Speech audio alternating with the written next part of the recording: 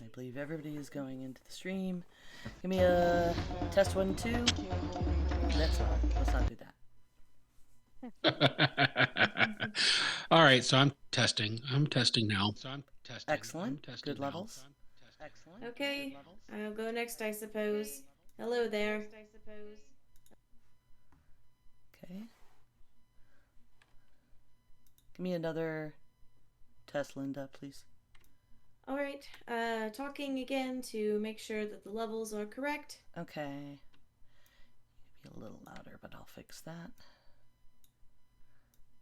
And to be in Discord to do that. Turn you up a little. Ray? Test 1, 2. You're quiet. Normal talking level. I'll turn you up too. Okay, I think everybody's safely in the green to yellow. Excellente. Excellente. Yes. It's 8:01. Everybody ready? Ready. Yep. We got perspective, we got the cool, we got the muscle, and you know we effing rule. We are the Geek Grills, we are the Geek Grills, alright. We got the know-how, we got control, we got the knowledge, and we tell you how it rolls. We are the Geek Grills, we are the Geek Grills, alright. We are the Geek Grills, we are the Geek Grills, tonight. Hell yeah. Hello and welcome to Geek Grills episode 205. My name's September, also known as 9 of 12, and I want to let you know that I'm here with my co-host Linda and Ray. Hi. And tonight we have a very special guest, Hammond Chamberlain. Hello. Hammond is host of Beyond the Playlist and Soundography. He produces and is an engineer on Women Kick Ass, which is a cool podcast, and on America's Next Top Podcaster, and so much more, which we'll talk about in a little bit. Our show is primarily supported by our patrons, so please go today to patreon.com/grills and help us out. So what have y'all been up to this geeky week? Linda? Since we kind of skipped our, what were we up to last time, because we had our serious discussion time. Right. I had two things for the past couple of weekends. One was I went to the Garden of Destiny's LARP, and I retired my character that I've been playing for a long time. She was one game away from retirement when the pandemic hit. So I finally got to retire her. She got to go off, and she's going to be a big star and go tour on a big world tour, and that means that the plot staff can bring her back if things need to happen. So I've got a bag full of her stuff that's just okay, if I have to come back in as this character, I have my go bag. Is that the one that's like a lounge singer? Yes. Yes. The 20s, 30s lounge singer. So that was fun. I got to wear a lot of fancy dresses, which was hilarious in the middle of the Tennessee woods. But you know what? Go big or go home. There you go. Extra. And then this past weekend, I went to the Smyrna Handmade Market, where I had a booth with all of my crochet stuff. I did very well. In fact, I had a little bit, I don't want to call it a freak out moment because it wasn't that intense, but I was kind of looking at my table going, it's so empty. I have 2 more shows to do before the end of the month. Oh God. Oh, wow. So I'm like, all right, I have a plan of how I can crochet all the stuff I need in the next week. I saw Ray went with you to the market. That's cool. Yes. That seems to be that seems to be a good problem to have, though. It is a good problem to have. I'm not complaining. I had that moment where I was like, oh crap, I'm running out of stuff. Yeah, especially after missing all that stuff last year. That's really great that you were able to pick up business like that. Yeah, because I had a big inventory stashed up for like MomoCon, and then those have gotten canceled twice. So it's good. It's a good problem to have. It's a good problem to have. I'm just How, I have just like crochet. Well, don't go too hard, or you'll end up like me. So avoid that. oh, right. Jeez. Is that a crocheting We injury? have to make. No. I think it's I have a She's an feeling it's a artist. combination of work slash painting and drawing. It's Oh, So okay. it's a painting injury. Those it's also, damn oils will get you every time. well, it's also like just Excel sheet upon Excel sheet of like data entry having to do for works on top of it. So Yeah, I had both my occasionally, hands. I had both my carpal tunnels done in 2000. I was hanging from a light rig, and I almost fell off. And I called my wife that night and said, "I think we need to schedule surgery." And they did both at the same time. And she's like, "I love him, but as long as he can take care of certain things, then he can do both at the same time. If not, we're going one at a time." And the doc's like, "No, he's good."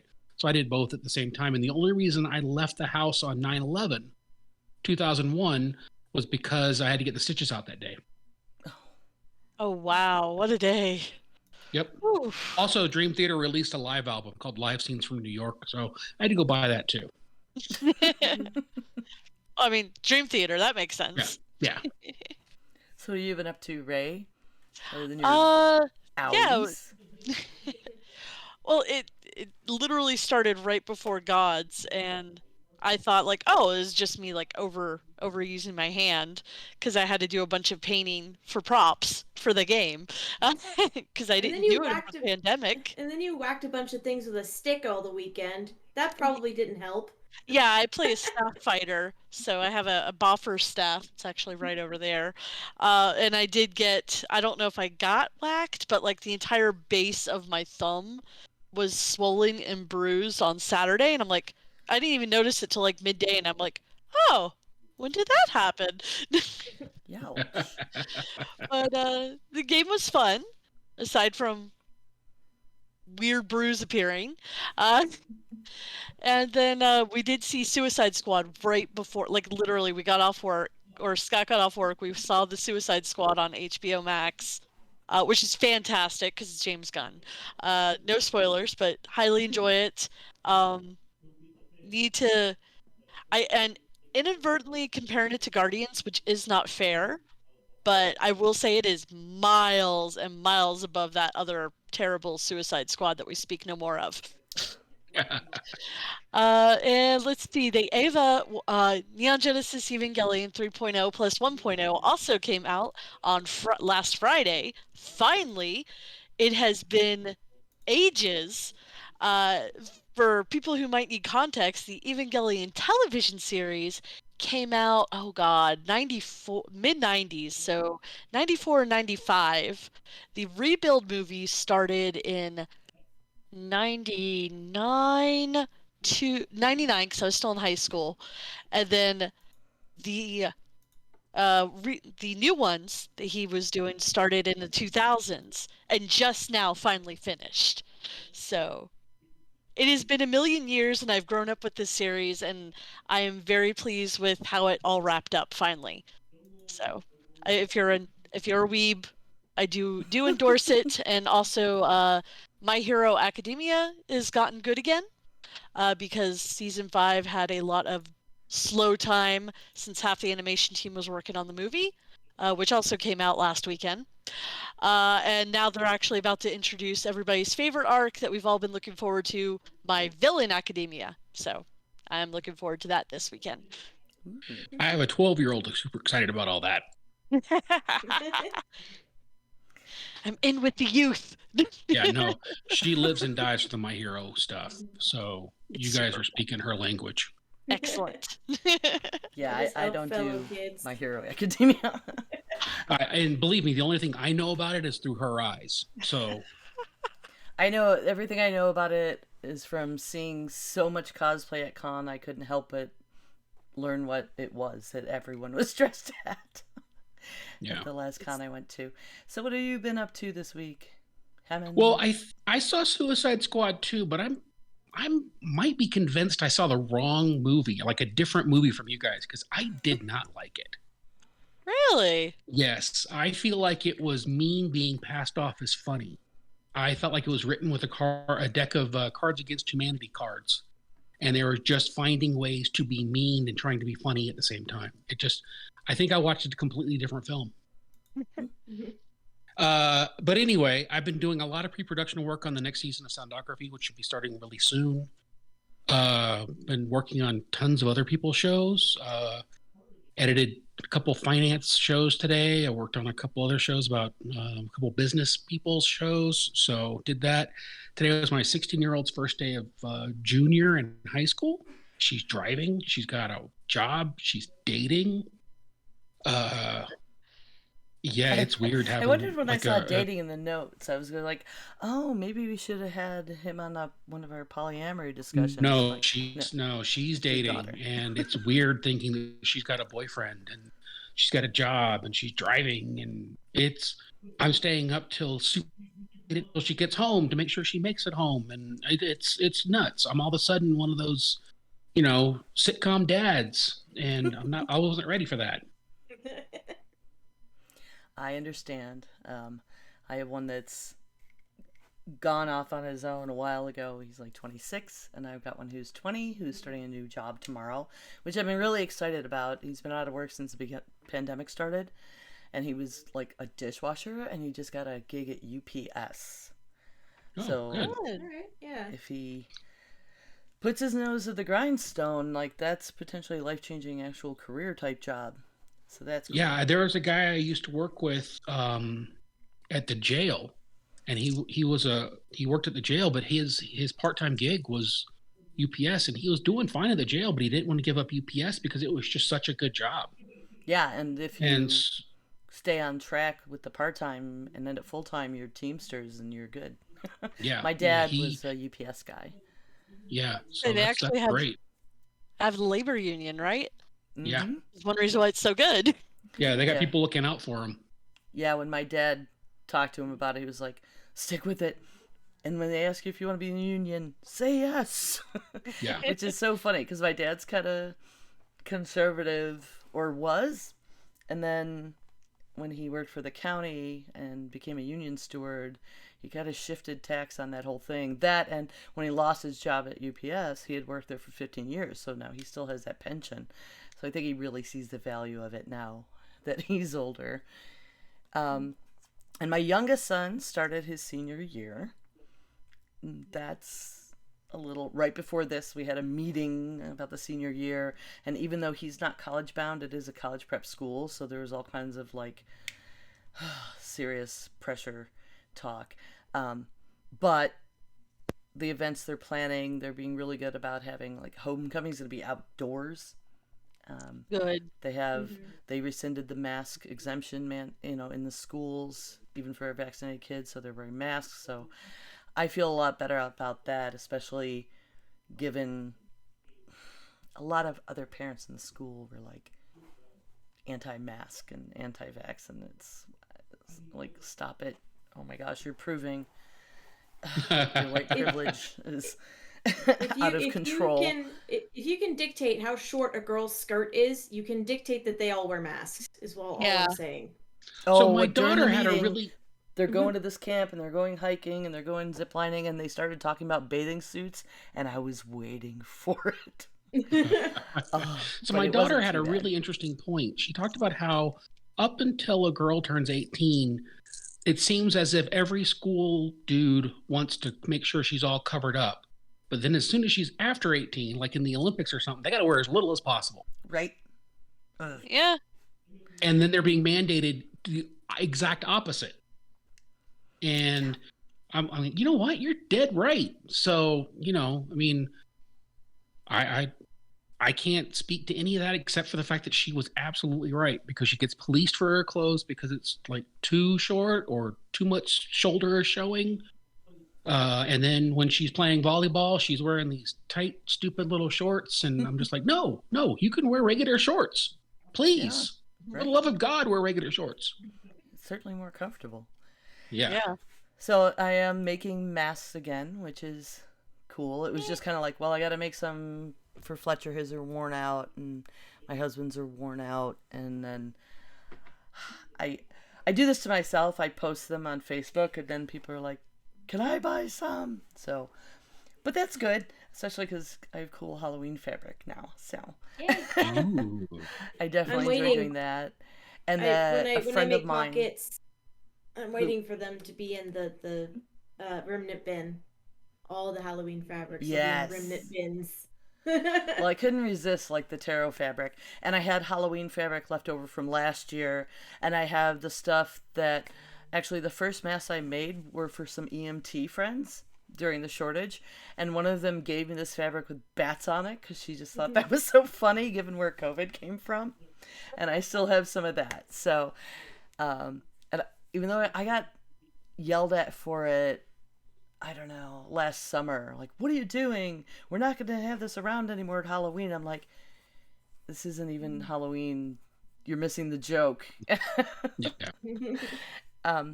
What else? Also, I predicted in May that we got cocky, and we screwed ourselves by getting cocky back in May.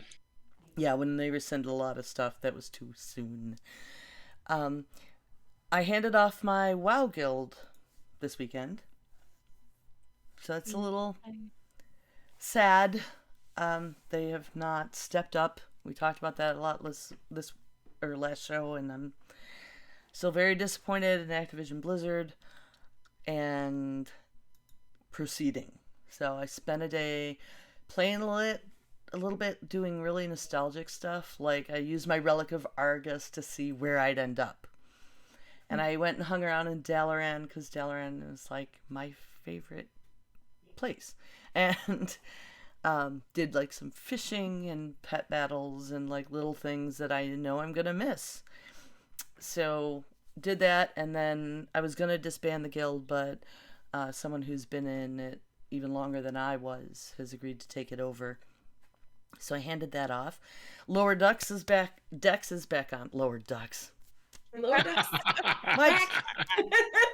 What? Unnamed duck game now. No. Lower Decks came back out, and I still love that show. And this one was like full of Easter eggs, which was super fun for Trek nerds. What If came out.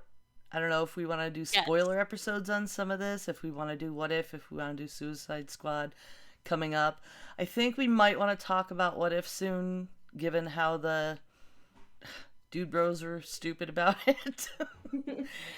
And what else? Oh, so we watched Guns Akimbo the other night. God, yes. Yeah. It was like, we were just looking for something fun, and it was like, oh, this is one of those Daniel Radcliffe's Fuck It period movies. Let's try this out. He's still in that period. He's like, I'm gonna do whatever I want to do, man. I will the not be coming around typecast. the mountain. They're coming around the mountain burlesque. Yes. Yeah, I saw that scene. So no, like I don't have enough shows to watch. I gotta look for that one. And today, I got a COVID booster. Wow. And a flu shot. I'm insanely jealous. Yeah, I called Walgreens, and boy, their IVR is dumb. It first told me that the COVID boosters are available, approved by the CDC for certain immunocompromised individuals, but you have to come in because they can't make any appointments online or on the phone.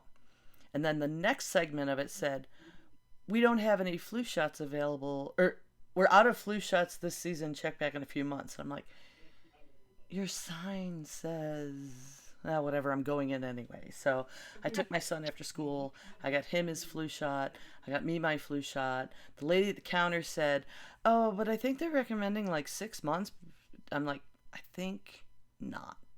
And so she asked her supervisor, and it's within, if you had your last shot more than 28 days ago, you can get your shot, and you have to sign an attestation that you have certain conditions. It was a little weird for her to tell me, and I don't think it's really maybe responsible to tell me right up front, like, nobody can really check, like, we don't know, but if you're comfortable signing this and saying you have stuff, you can have the shot. I'm like, And I looked at the list. I'm like, Oh, no, I can actually honestly check this box, but why are you telling me that? And they gave me a new Vax Maybe she card. was trying to do a good deed of like some people want the booster but they can't get it. But then Yeah. again, if you don't need it and there's an immunocompromised person who does need it, if you do take it, that's kind of shady. Yeah. also still people like when I went to the pharmacy over the weekend, there were still people getting their first shot. Yeah. Mhm. Yeah, there's So- not a shortage of shots. I'm in Utah. There are plenty of people still getting their first shots. Yeah, I'm in North Carolina. There's not a Georgia, danger of yeah. them running out because Yeah. getting people to go is still a struggle. Yeah. But yeah, I definitely qualified from some of the medications I'm on, like, recently. And I want to be as safe as possible. Yeah. Yeah. I have a friend who is fully vaccinated who just got over it. This is a scary variant, and I have a kid back in school. So I'm happy about that, and I'm going to take my other kid tomorrow for his flu shot because he's starting a new job, so I want him protected from everything as much as we can. I'm happy that our job is offering flu shots. They're just going to have someone come in.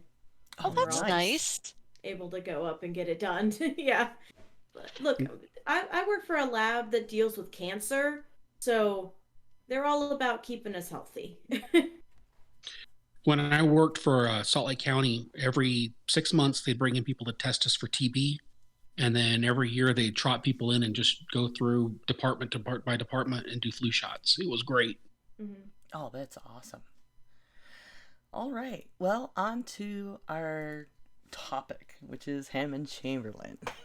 You're our topic, man. You're It's a whole weird being a topic. topic, but okay. Well, it seems to me there's plenty of interesting things to talk about. I mean, all the shows you do, I don't even know all the shows you do. I've heard some of them, and I'm curious about, like, I saw that you went to school in Hawaii, and now you said you're in Utah, and you apparently have all these Hollywood connections. So my dad was military. I went to 14 different schools and 11 years of school. Wow. Fun. So I graduated from high school a year early from Hawaii. I went to Radford High School in Honolulu, Hawaii. I graduated a year early. Then I came out to Utah and I went to college. And I did not enjoy college. And I finished it in 3.5 years. And I then got a job directly out of school working as a crisis worker at the Salt Lake County Jail. So my main job was basically keeping people from killing themselves in the jail. And I did that for 6 years. Then when I got that's married... not stressful or anything. Oh, yeah. Well, here's the funny part. When I got married, my wife's like, hey, I've got a really good job. That job is killing you, so go do something else. So I got a job working as a master carpenter building sets for an outdoor theater. And then I got a job as assistant technical director at another theater, and I did that for like 5 years. And so I was a sociology major with a technical theater design minor. And then after a while, we wanted to have a family, and my wife wanted to stay home. So I worked 2 jobs for the next 10 years so that she could stay home. So I was working at the jail for the courts, screening people for release through the courts. And I was working as a rehab counselor for adolescent teens in a lockdown facility. And in 2013, our situation changed a little bit, so I was able to cut back to 1 job. And then in 2013, I did my very first podcast. I was a guest on a show called Forgotten Flicks. We talked about the movie Trick or Treat, which is Good movie. I like it. It's the biggest bait and switch in Hollywood history, though, because Gene Simmons and Gene Simmons and Ozzy Osbourne are on the cover of the box, and they're in it for like 7 seconds each. Yeah. So I did that movie. I came upstairs, told my wife, I need to do this. I've never had this much fun before.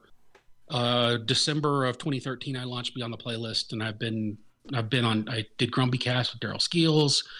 I've done some one-off shows with the guy from Forgotten Flicks. His name is Joel Robertson. I have done, Beyond the Playlist has been going weekly since 2013. I've never missed a week in almost 8 years. And that's really amazing. I was curious about your degrees, and you've already mentioned you had sociology and theater, but in my head, I was like, how did, I mean, between Beyond the Playlist and Soundography, you seem to have a very music-centric focus in a lot of ways, and I thought maybe that's what he went to school for. No, so I played harmonica professionally through some of high school and into college. I was kind of a musical prostitute. If you paid me, I played it. So I played everything from like weird, like hardcore country all the way through to like Blues Traveler cover band. So I played all of it. And I'm a big fan of music. My mom and dad really brought a lot of music into the house. My mom was a show tune, classical music, R&B fan. My dad liked acid rock and ABBA. And as I've gotten older, there is no question why I like Dream Theater, because it all blends into one thing. Yeah. So That soothes my music major heart. so I have a lot of music as far as my interest. And then in 2010, my wife bought me a Chapman stick, which is a tap style instrument made famous by Tony Levin and, you know, a lot of other players. And so I've been working on learning how to play that for the last decade, and I still suck, but it's fun. So Beyond the Playlist started because I figured I just wanted to talk to people whose work I admired. And if I admired them and their work, it was great. But any combination of admiring them or admiring their work, and I'd have them on. And it started with friends. And because I had worked in the theater department, I was friends with a few people who moved on to do things in, you know, theater and movies. And then I just started cold reaching out to people, because working at the jail, I learned very quickly that everyone's just got a job, and some people's jobs are just more visible, and some people are busier, and more people might know what, you know, the actor does, but the garbage guy still has to go to work the same way. So you find people, and so I kind of landed on this blue collar creative, these people whose work everyone should know, and maybe everyone has seen, but they don't acknowledge they don't know it's them that's been doing it. And so I've interviewed everybody from professional wrestlers to classical musicians to hard rock musicians and metal musicians to sculptors and writers and directors and all kinds of, I mean, you name it, I've seen them, I've talked to them. And it's been an interesting journey, because that show, because of the relationships I've developed with it, that show's kind of been the hub of everything. Like I got to know Brian Ibbett, and who knew that I'd be doing a show with him now. And I met Daryl Skeels through that show, and then I did Grumpy Cast, and I've worked on Current Geek Chronicles with Tom and Scott, and I met them through Beyond the Playlist. So it's this thing that's kind of the centerpiece of everything I've done. And I mean, I'm approaching 8 years on it, and I keep thinking maybe I should put it to bed, but I'm terrified, because if I do that, then it'll all stop. Well, it seems like you have quite a network now. I don't think it's going to stop anytime soon. It seems like every time I turn around to hear your name on another thing I just found. I want to personally thank you for introducing Ibbett to the Dead Milkmen. I mean, that was like my favorite episode ever. I'm from Buffalo. The best part about that episode was that after it went out, Rodney Anonymous tweeted at us and said, "Hey, I can come on and fix all the things you got wrong. Let's set something up." So we had Rodney Anonymous on like a couple weeks later to kind of chat about all the things we kind of got wrong, or some of the questions we had that we asked, but, you know, asked kind of rhetorically. It was great. I was so excited. I listened to all of that. Like, I was into, you know, green jello / jelly and to Dead Milkmen and stuff back when I was young. And I was like, ee. Yeah, I still think Bucky Fellini is one of the, in my list of albums, Bucky Fellini is one of my top 10 albums of all time. Yeah, it's right up there. My introduction to them was Big Lizard in My Backyard. So yeah, that's a good one. That's good, but there's something cohesively funny about Bucky Fellini that Big Lizard isn't. Like, Big Lizard has great songs on it, but Bucky Fellini has great songs that are also have this tongue-in-cheek. I mean, yeah, it's more clever and consistent. Taco Land less and novelty. Big Time Operator, you can't beat those songs, let alone Jellyfish Heaven, where you go to get away from Mormons and drunk Eskimos. Come on. So what was, I'm curious, the first podcast you listened to? Okay, so I got an iPod Touch in like 2009, 2010, somewhere in there. And I typed in Army of Darkness, which is my favorite movie of all time. And I just wanted to see what popped up.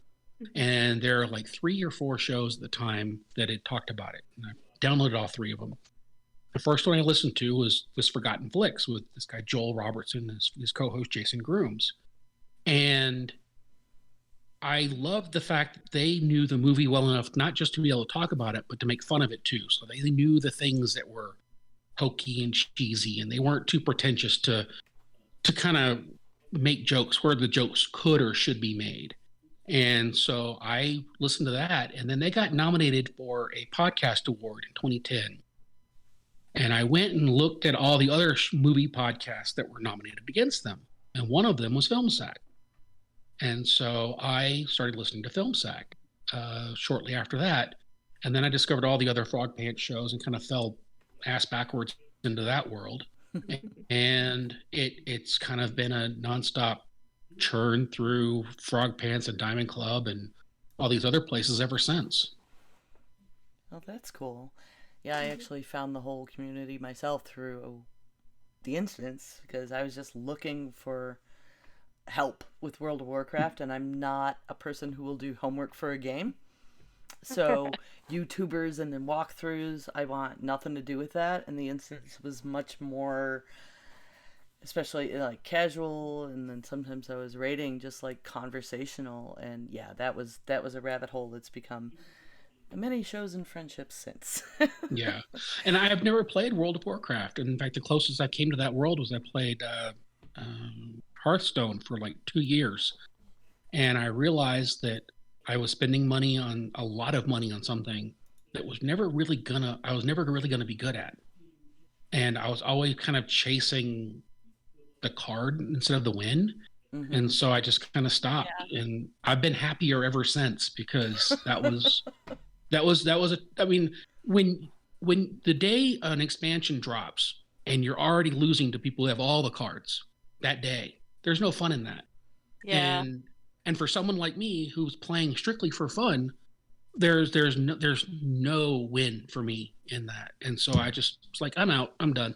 So I tapped out after about 2 years, and frankly, I'm pretty happy about it. I remember the not anxiety but the sheer kind of not like exasperation, because my husband played a lot of Hearthstone for a while. He's like long since stopped playing, but he'd be like, I'm on a streak, I'm doing good, and then all of a sudden just from the other room I'd hear, God damn it, and I'm like, well. I knew it was time for me to go the day that I chucked my iPad mini across the room, and I was thankful it landed on a sofa instead on the wall. Yeah. And so because what happened was I had somehow lost connection and lost because of the reconnect. And so I'm like, no, I'm not doing that anymore. I'm not going to be sinking $50 a whack into card packs and then lose because my Wi-Fi pooped out on me. That's just not fun. There's no fun there. None. Yeah. No, that was always the worst because it would always happen when you're in the middle of a streak. Mm-hmm. Never like one game in. It's like 5 games in, and the more games you consecutively win, the lower it gets your rank, which, I fell on that. I think I got out after Karazhan came out, and I was like, nope, that's it. I'm done. I'm out. The expansion I quit on was the one where they had the guys with the bats, and you could build on their strength with the bats, and then there was the other clan that kind of had the different. I don't remember. It was like 2 days in, and I'm like, I can't do it. I'm out. How many projects do you have going on right now, Hammond? Let's see. Currently, if I were to list the shows I'm currently working on, I think I'm at about 8. Wow. I'm only a voice on 2 of them, but I'm working on, I think, about 8. And I'm curious about that because I see your credits on different shows and I hear people mention you, and yeah, you're not always a voice, but I'm really curious how about you define engineer versus producer I mean, host is an obvious thing, right? But like for this show, I I do the editing, but like what's considered production? How do you define that? It kind of depends on what they want me to do. I let them to define it for the most part. If they want me to edit a show and assemble it and mix and master, then I'll do that. If they want me to edit and they'll do all the other stuff, that's fine. If they want me to fine tune it and kind of balance it, make sure it meets the streaming standards, and I'll do that.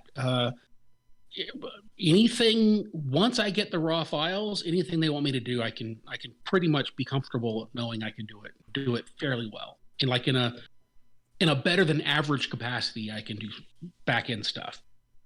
So whatever label they slap on it. Mm-hmm. Yeah. I mean, like with Current Geek Chronicles, I was actually doing actual sound design. It wasn't like I was just putting the show together and editing. I was actually designing, how sound effects fit in with the shows and how different aspects of that show is packaged. And that's a skill set that you're not going to get sound designer on a show, but that's what I was doing on that. Okay, I could see where that. I too would define that more as like, because then you're adding production value instead of just editor. Yeah. Okay.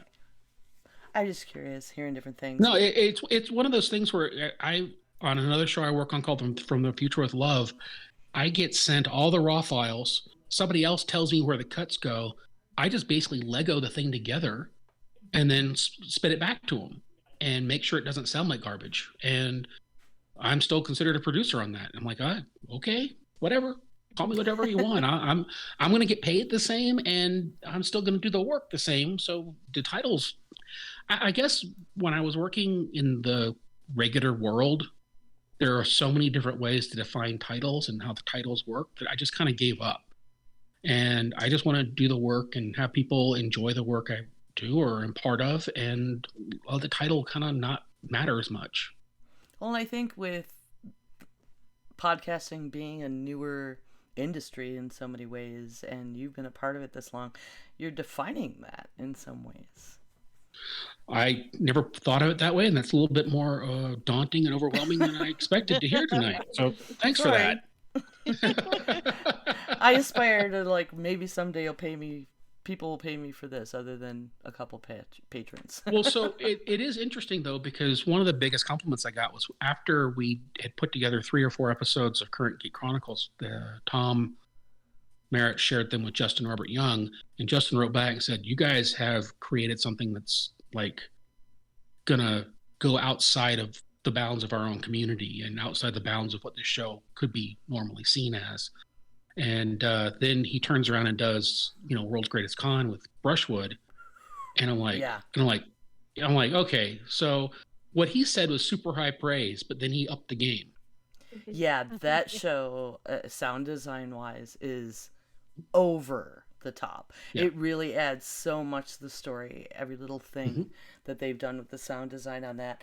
And the standards, you work on America's Next Top Podcaster. And boy, they hold those contestants to a higher standard than I see on their shows. Well, it's funny. Some of them are not as high standards as others. And the people who do hold the high standards, I do think that, like, Jenny is always holding a high tech standard, high editing standard, and she's no joke when she puts her own stuff together. She puts that same time and attention in on her own stuff. And now that Justin's doing Raise the Dead and World's Greatest Con, he's paying attention to that stuff a lot more too. So maybe not so much when we first started, but now they're paying attention to their own comments.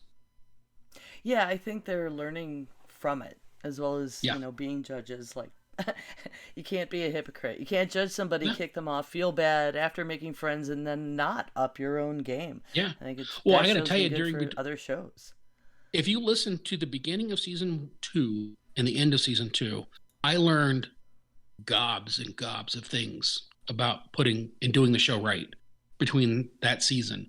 And episode 1 of that and episode 12 or 13 of that, completely different sound and feel because of what I learned listening to the show. That's awesome. I was actually, because of the production value on the things I've heard you done, nervous about having you on. And it's like, oh, I'm going to be sitting here and like, can I just have a session where we go through editing software and he teaches me tricks? And so I'll be but really then I honest was with you. listening to a lot of shows, and I listened back to some of ours, and like from the beginning to now, although I wasn't doing the editing at the beginning, but just I feel like our show sounds so much better than it used to, bit by bit, and it's the only way to learn. I remember at Nerdtacular 17, like grabbing Tom Merritt, and I had a million questions, and he didn't have all the answers. So. No. In fact, there were times where, like when we were working Current Geek Chronicles, there are times where I brought ideas to the table, and I'm like, can we do that? I'm like, yeah, we can do that. Like, oh, okay. So, I mean, the fact that I was able to add something creatively into the conversation with Scott and Tom and Rich Straffolino, that I was able to add something more than just, cutting and splicing and getting rid of ums.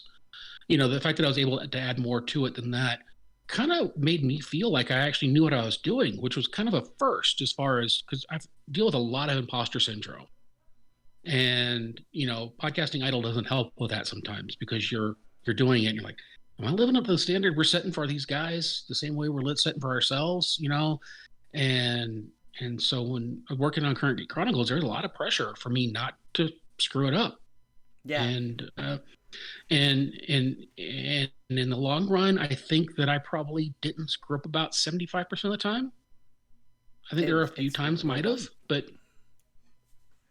there was what did my husband say to me? He said, you can't put your show next to like Aquilo or The World's Greatest Con.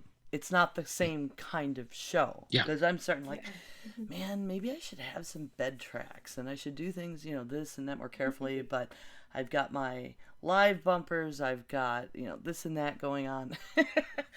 Yeah. And it's like, okay, that's all I can manage at once. And sometimes I add things in post, and every time I do, it feels good. But I have to not beat myself up. Yeah. So last season of Podcasting Idol, we had this bad interview with Danielle Bergio, who's the host of Women Kick Ass, and she and Monica did this interview, and it was kind of a train wreck on purpose because they had to clean it up and edit it and make it presentable. And that very next week, Danielle on Women Kick Ass interviewed Debbie Snyder, and Danielle's microphone didn't work. Luckily, Debbie's did.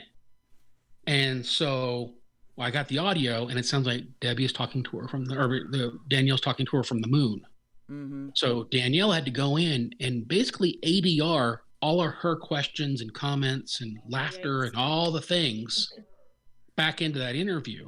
So for me, the Debbie Snyder interview, Women Kick Ass, is my editing challenge. And right. When it got kicked back, when I kicked it back to Danielle, she's like, well, we have to make sure that Debbie and Zach are okay with everything that was said. So hold tight. So I get an email back basically saying that it was it was awesome. They appreciated it. It sounds great. All this kind of stuff. I'm like, okay. So I got signed off on by Debbie and Zach Snyder. So yeah, I'm good now. Right? Wow. That's amazing. Because that would be scary. And I was wondering about that interview because I only knew part of the story. I listened to ANTP, but I was not a patron. And with the format change last season, I didn't get to hear what actually happened. And it should have been enough of a teaser, but for the time I had to spend to listen to all of it, No, the new format of ANTP is perfect because if you want to just enjoy the show for the show, that's what that is. If you want to get the show and actually have it be more of an educational experience or dig under the covers, then the Patreon the place to be. I think the decision to move that way is good. It for exactly those reasons. However, I actually love listening to the episodes that are created, and you also don't get any of that. So it's kind of like an all or nothing.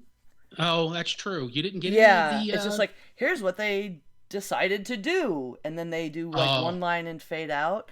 So Oh. it was just kind of not enough. It was only the behind the scenes drama and planning, and that's the part I care least about. So I mean, yes, I guess it was supposed to make me drop the money, but I don't know. Anyway, so Yeah. what about, you were talking about Women Kick Ass and Danielle again. I'm really curious how that happened. Like, did you create that show? Is it hers? Is it? It's such a cool idea. If you want to explain what that is for our listeners. Yeah. So in 2015, I interviewed Melanie Wise, and she was the founder of the Artemis Women in Action Film Festival.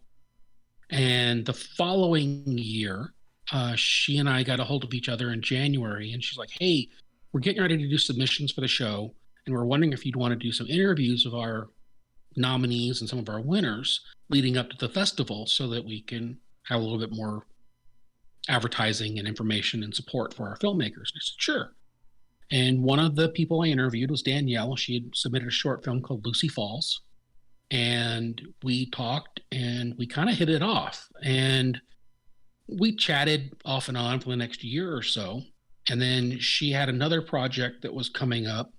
So I chatted with her again. And then in 2018, probably fall of 2018, I was talking to Melanie and I said, "You really should have a show that kind of focuses on the mission statement of Artemis." And she said, "Yeah, that's a great idea. Who should host it?" I'm like, "Not me. I am not a woman, and I'm not. This is not. It would not be right for me to have that voice. However, I think Danielle should." So she got a hold of Danielle, and Danielle said yes. And so once a month for the last almost 3 years, we've been putting out an interview that she's done with a kind of a power player up in. I mean, we've interviewed Zoe Bell, all these amazing stunt women. For a while, everyone we talked to either worked on Black Widow or Wonder Woman. We've talked to producers. We talked to a special effects supervisor from Midway that worked with Roland Emmerich. We've talked to movie stars, celebrities. I mean, of all kinds. And really the only two males was her writing partner Andy, and then me for 2 of the episodes. All the rest of them are just these amazing women who work in Hollywood. And I am really, really proud of that show, not just because of the work we did as host and producer, but because I'm the father of 2 daughters. And to have that kind of content out there for them to listen to if they want to is great for my kids. So I'm glad that I was able to do it. I'm glad Melanie listened and accepted the idea. And I'm glad Danielle picked it up. And, it's something I'm super proud of. That's awesome. Yeah, it is really fantastic idea, and I've enjoyed the episodes I listened to very much. Are there any other, well, you can mention at the end where everyone can find you, but are there other projects you want to talk about right now or upcoming teasers for us? Well, so the first season of From the Future with Love is one of those shows. From the Future with Love is hosted by Johan Kalilian Martinez, and he's an executive coach. But he's got this incredible way of telling stories and bringing people together and calling people to action for change. And the first season of that show is we were finding our way. And the first couple episodes don't have the same tone and feeling as the last few episodes. But I'm really excited what we do with season 2. Season 2, we have a through line. We've got, a method to the production now. And I'm really, really excited about what we have to do with From the Future of Love season 2 coming up here probably later in the fall. Is that like a planned format change, or you just think it's finding its feet? It's kind of, what we did was all the things that worked last season, we finally kind of put down on paper and identified, and now we're moving forward with kind of a structured pathway to being more unified than before. Right on. I am familiar with that creative process. Yeah. So anyone else have any questions, you can write to any of us. at geekgrills@gmail.com. I'll pass things on to Hammond. And you can also tweet us at geekgrills. What are all of you most anticipating coming up? Linda? I have to crochet all the things. Exactly. I purposely saved the basically- bumper for this end Yeah. instead of the other. Yeah, I basically have to replenish my stock, but it's okay. I have a plan. I'm gonna make 4 little dragons. I'm gonna make a couple of little octopuses, and then I'm gonna make a bunch of pokeballs because they are hand sized. So the kids, because what the kids like to do is I put the things low on the table. So the children come up and they're like, ooh, and they start reaching for things. And the parents either have to go, no, or reach for their wallets. That's the master plan. Valid strategy. It's worked really well so far. Worked really well. I felt so bad for this one set of parents because they had 4 kids. And they were all trying to like put things on their heads and like pick things up. And the mom was just like do do do do do do do do like trying to Oh, you grab had things extra and put mom them back arms at down. that point. Yeah. Yeah. Yeah. Like whack-a-mole, except removing things. Yeah. And I've got a couple of funny things that happened. But the Pokeballs are hand-sized and they're easily picked up, and you can throw them at your brother. So Weren't you figured out those of might be- stuffing, or did you get more? I have made enough money from the market days that I bought a 20-pound box of stuffing. Does it like fill a whole room? Oh, I have to be careful when I open it. It goes. Polyfill. Well, you could always fill I one choose random you. Pokeball with stones. Oh gosh. Make it into a really dangerous hacky sack. Yeah. But yeah, that's basically what my next week is looking like. Because then on Sunday I go back to the market day and we do more stuff, do more sales. Y'all have to start planning for Ren Fair if you're gonna come up for ours. Yes. I actually have PTOs left over, so I can have that squirreled away whenever we figure I have that. to see, because we have a Disney trip planned in October. So Yep. I need to figure. I know it's like the 3rd week of October. We're It's going to be in October Florida. into November. Yeah. So I'll I send you will- the details. Yes. Yeah. How about you, Super Ray? excited. I am super psyched for more Atomic Youth from Simulacra TV, which is the aberrant game that we've been playing, and I am on the Teen Tomorrow group, as opposed to those dirty, rotten Terrigen Nova Supremacists over there. So it's basically X-Men versus Magneto's evil mutant group. What a name. What were they called? Brotherhood of Evil Mutants. That's the it. one. I'm like, It was why way would too you literal put to evil remember. mutants in Nerd your card game? intact. It just seemed like such a weird thing to just name your group the Evil Mutants. I'm like, what? That's not going to get you much support. Then there's also the Hellfire Club, but I think that was a different group of mutants. Yeah, those were I'm not the biggest Marvel person, but X-Men the animated series was very important to me growing up. I remember that. But I love the Atomic Youth game. So I'm very excited about that. This is the first time our group is going to get back together since we've all had little mini missions. So now we get to come back together, and I think the premise is we're going to a fan convention. Oh no. So Oh, that's so going to be meta. great. Because all of our characters have fame, and like my character in particular is just this awful, like, I want to be famous streamer YouTuber character. It's great. I love the meta of all of it. It's so much fun. So what are you looking forward to, Hammond? Well, Dream Theater released a new single in the last couple days, and their new album's coming out. I pre-ordered it, the big, the obnoxious box set, because that's what I do. I like your all-time favorite. They seem to come Well, up it a is. lot. It's funny though. Metallica also has the remastered box set coming out of the Black Album, and so I had to save my pennies and dimes to get that too, because that's like, over $200 worth of Metallica Black Album goodness coming my way in October. But those box sets are no joke. If anyone pays attention to those remastered box sets, they're worth every penny, if that's something you're into. Yeah, good to know.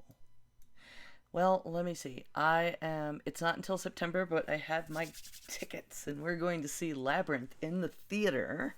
Neat. And Mama D, who's my burlesque troupe leader friend, kind of has a bunch of us getting together and going to Charlotte. So it'll be nice because we'll know, like, most of the people that are taking all these seats right here are vaxxed maskers. And Labyrinth in the theater is just... I remember seeing it in the theater when I was a kid. It was like, I think I was at Fort Belvoir. And I remember I was with a group of friends from school. And we sat there and we're watching all the Labyrinth goodness. No, I was introduced to it on VHS. The same person that introduced me to Eraserhead. So go figure. Oh, yeah. So I was at back when Circuit City was open. I remember Bill and Ted's Excellent Adventure came out on DVD, and I walked it up, and the girl at the counter goes, "Oh, I'm just so glad this came out on DVD because they've really worn out the VHS." And yeah, it's one of those movies you just always watch on VHS, and all of a sudden I'm like, I'm really old. And this was back when I was like 30. Like, I'm super old because I saw this in the theater on opening weekend. So you can shut your pie hole, kid. It happens to me all the time. I saw The Dark Crystal on Laserdisc. So. Oh, wow. I saw that in the theater too. I was in Germany when that came out. Yeah, I didn't go to the movies much when I was young. We never had the money for that. Like, I used to go to the Dollar Theater when I was like 12, 13 with my friends. And I remember, actually, my first kiss was we were watching Raging Bull. Oh. In the theater. So that's not weird or anything. I also saw Caveman in the theater. Speaking of I saw Caveman in the theater too. References. Yeah. You're talking about Laserdisc. Still, the funniest damn thing I ever heard was, so my husband's father, like, really liked all the kind of new technology. So when Laserdisc came out, he invested in, like, all the Laserdisc and bought everything on Laserdisc. And then when it changed, he changed with it. And they had The Shining on Laserdisc. And that was the first time my husband had seen it. So he's young. And they got about halfway through the movie, and you have to turn the Laserdisc over, and he refused. He only ever saw, like, the first half of The Shining because he was like, nope. So that reminds me, when my kids were young, they thought Nemo started with the wake up, it's the first day of school. Because I'd always pound through that first chapter where everyone was massacred. Oh, yeah. My friend, her dad used to, like, record movies off the TV, but he would also, like, do self-edits. So, like, he edited Star Wars for her. So when she saw it, she didn't know, like, anything about, like, Han shooting first or anything, because, like, bar scene was just mostly out and just, like, other weird stuff, and she's like, I can't believe my dad did that.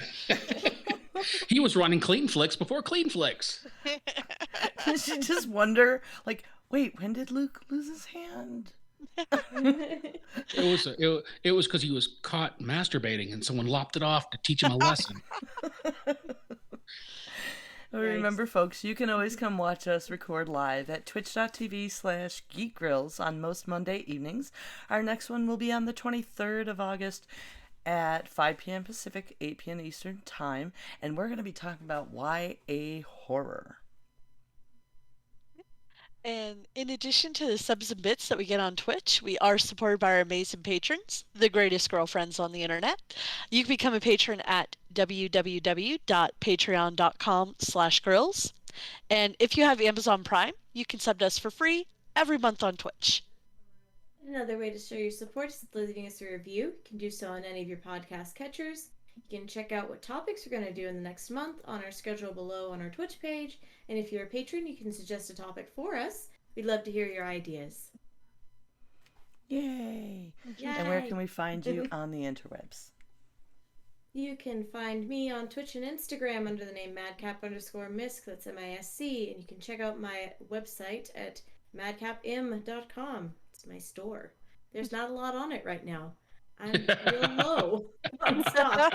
We need more of those I want to hold off pouches. until convention season's over so she can build up her stock again. You can find me on Instagram under Dapple Dame and on Twitch as Ray Ino. At some point, I will stream again, maybe. Me? Yes, Your you. turn. Okay. I've kind of got J Hammond C cornered everywhere. So yeah, anywhere, jhammondc.com and on Twitter, and I don't stream on Twitch, but I think I'm there under an account. So I don't know.